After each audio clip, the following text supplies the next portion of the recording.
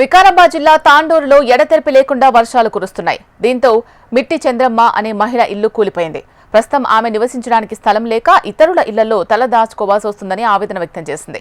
భర్త మిట్టి నర్సింలు మృతి చెందిన తర్వాత ఇద్దరు కొడుకులు కూలీ కోసం వలస వెళ్లారని, తనకు సహాయం చేయడానికి ఎవరూ లేరని వాపోయింది. అధికారులు స్పందించి ఉండడానికి ఇల్లు సౌకర్యం కల్పించాలని చంద్రమ్మ కోరింది.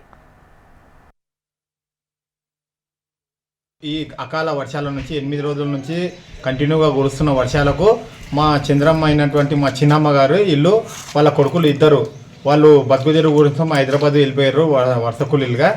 ఈ వర్షాలకు ఇల్లు కూలిపోయడంతో ప్రభుత్వం స్పందించగలరని మా యొక్క మరేడ్పల్లి వాసులుగా మేము చెప్తున్నాం సార్.